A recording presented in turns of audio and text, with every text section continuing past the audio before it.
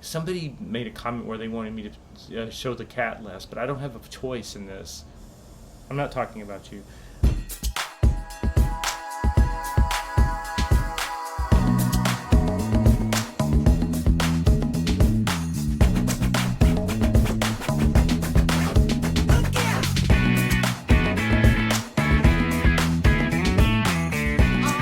Hello everyone. Welcome to our Wednesday reaction series where we are counting down all of the number one songs of the 1980s. We are nearing the end of 1981, which means we're almost 20% of the way through the 80s. Pretty impressive.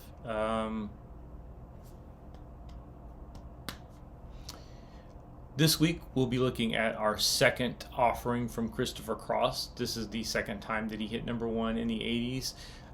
We listened to Sailing a couple of months back, which is a beautiful, chilled out, relaxing vibe that I really got into more than I thought I would.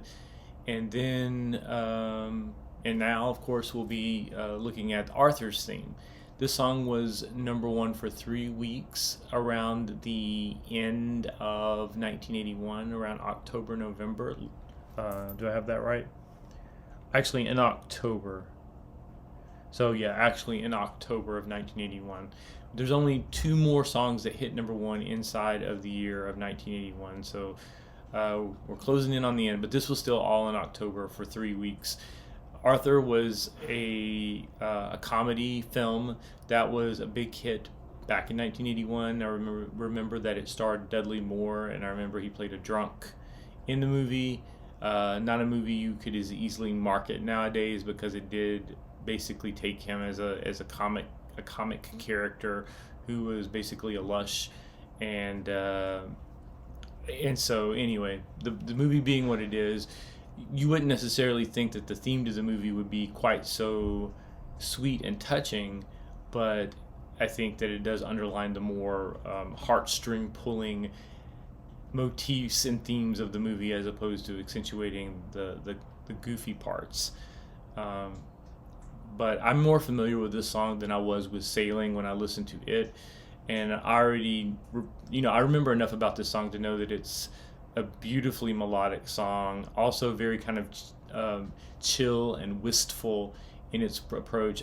I feel like, from my limited exposure to Christopher Cross's music, I feel like everything he does has this wistful quality to it. Now there's the fact that it comes from my early childhood, and so that may be coloring the way I hear the music, but as I've mentioned in other videos, Christopher Cross, Air Supply, REO Speedwagon, and Joe Jackson. Those are like soft rock artists from the early 80s whose music I kind of all throw in the same bucket as having this sort of wistful quality to them. And so when I hear their songs, it kind of does a little number on me. It doesn't make me emotional per se, but it does activate the nostalgia center in my brain, I guess, and it just hits me kind of as a real wallop of a time capsule from that period of time. And I'm not sure how much of that is innate to the music and how much of it is just my associations in my memories from that time. But that's kind of what I attach to this. So let's get out of my head and let's get on to the video for Arthur's Theme by Christopher Cross. Let's start the video.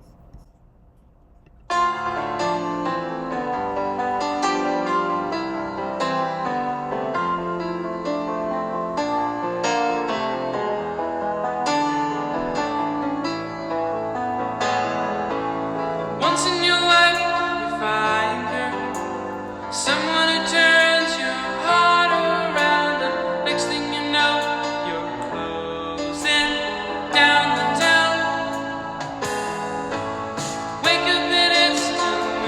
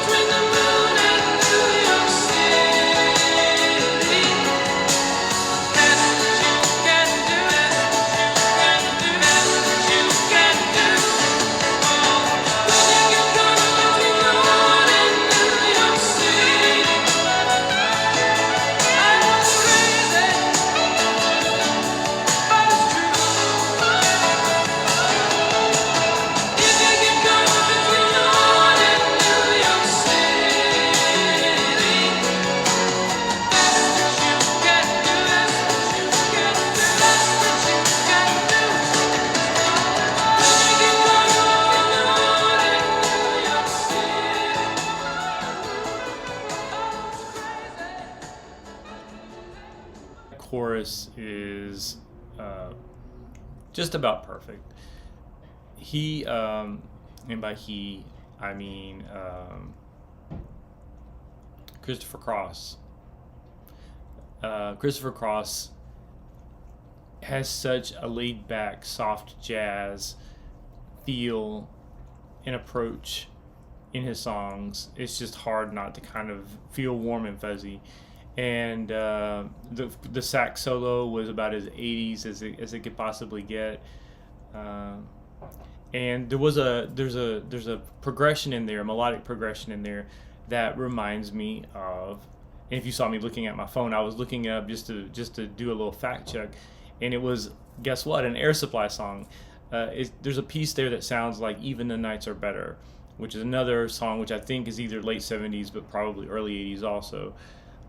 And there's this quality, like I said, that really this sort of gauzy, almost jazzy, slightly rock, but very, very, very soft rock quality to a lot of the songs that came out around this time that I kind of plug into and I relate to this time period. I did not realize that the second verse of this song was basically, hey, this is Arthur and this is what he's like. I knew it was called Arthur's Theme, but I thought it was a little more indirect than that. I found the second verse just reading the lyrics on the screen as they were captioning. I found the lyrics to be a bit odd, that they weren't very polished. It just sort of said like, hey, I'm going to say a few words now about what Arthur's like. And it kind of was in keeping with the jazziness of the song, but it also felt a little unfinished, like they asked him to do this and he came up with the lyrics in like 30 minutes before going into the studio. But I mean, it lends an air of informality to the song, which I don't think is inappropriate. But in terms of like a really like nicely metered, well-crafted, workshopped song lyric, it didn't really come across as that. The real gold here is the chorus.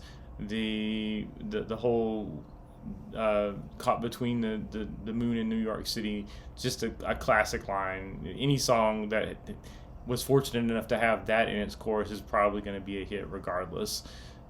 And at this point, Christopher Cross was kind of on a roll from my understanding. So he had like the world leaning out of the palm of his hand at this point.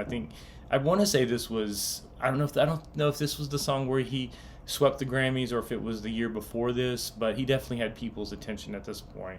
And even if he did something that was a little bit, just a little bit sloppy, people weren't going to complain too much as long as it had that signature Christopher Cross sound. And I also think this is just a really good instrumental theme for the movie itself to use. And given that the movie was a hit, I'm sure that it was a symbiotic relationship where the song made the movie better and the movie made the song more popular. But it's just a nice, jazzy, poppy, early 80s type of record, and I've always kind of dug it. Over the years, whenever I think about it, I think of it fondly. So this is not a surprise in any way. And the scenes from the movie, it's been years and years since I've seen Arthur, but I'm like, oh yeah. And as you can tell, there was multiple scenes of him like falling out of cars and swigging from bottles and things like that. Things that would probably not work out as well in today's film landscape in terms of glamorizing or at least being permissive or flippant about alcoholism. But it was funny for what it was at the time. And similarly, this song is very much also a product of its time and works really well for the aesthetic that was going on then. And it's also just a very solid melody all these years, 40 plus years later. So nice to revisit that. Next week, we'll be getting into the final song that was number one entirely inside of the year of 1981. And that's going to be Private Eyes by Hall & Oates. It'll be our second time reacting to them. They, just like Christopher Cross, were on quite a roll with the number one hits in the early 80s, so it'll be fun to go back and listen to another song from them. Until then, if you liked this video, please hit the like button. You can subscribe to the channel if you feel so inclined, and you'll get to hear more 80s music, more number one hits. You'll have more of Amir, who... Somebody made a comment where they wanted me to show the cat less, but I don't have a choice in this. I'm not talking about you. And so I can't really do anything about it. If he shows up, I have to keep him in the video. Sorry.